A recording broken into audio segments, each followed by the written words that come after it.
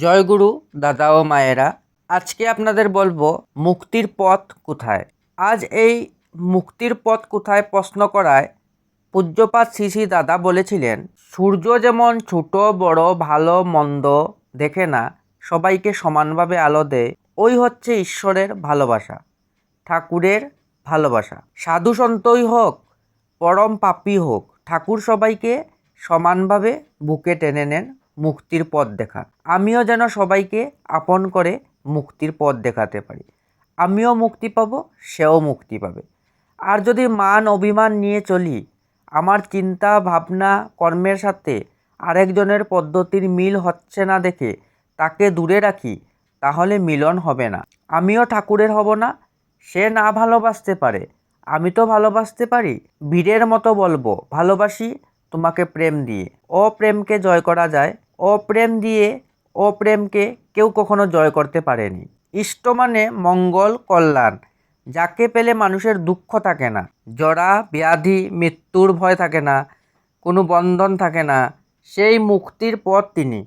তাকে প্রতিষ্ঠা করলে আমার ভববন্ধন মুক্ত হবে। ভববন্ধন মুক্তি যখন হয়, মায়ার বন্ধন আর থাকে না, তখনই মানুষ দেবতা হয়ে ওঠে। যত ইষ্টপরায়ণ হই, যত ইষ্টস্বার্থ প্রতিষ্ঠাপরায়ণ হই, যত ইষ্টমুখী চলনায় অভ্যস্ত হই, তত ঠাকুরের মানুষ হয়ে উঠি।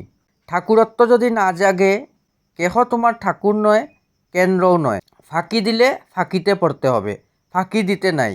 করেন হয়ে ওঠেন। অনেক দিন পৃথিবীতে থেকে ভক্তজন সন্নিধ্য করে, তার সেবা করে শ্রী শ্রী দাদা যা বুঝেছিলেন তা বলেছিলেন। তার দয়া হলে আবার দেখা হবে।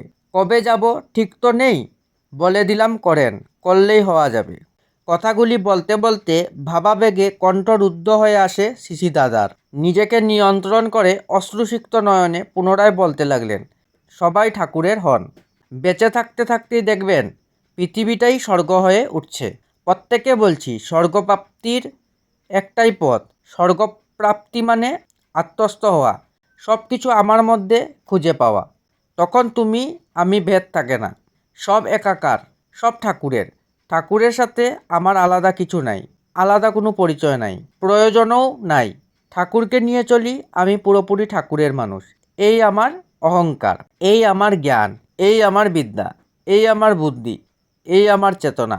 ঠাকুরকে নিয়ে চলি উইদাউট এনি পাউস।